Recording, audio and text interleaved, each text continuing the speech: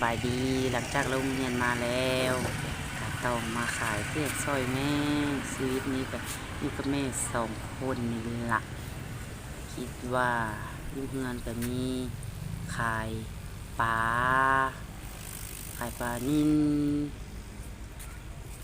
ขายปลาดุกซื้อซอยนี่เด้อพอได้เงินใส่น้ำมันรถไปกัน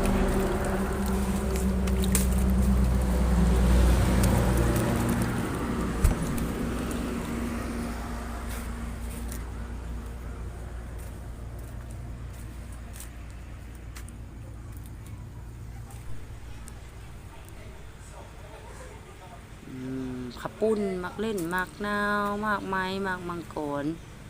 มันหยังมากแอปเปิ้ลมากมาก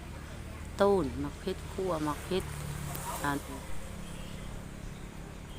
หยังขายเมื่อทุกอย่างมาซื้อซอยเด้อ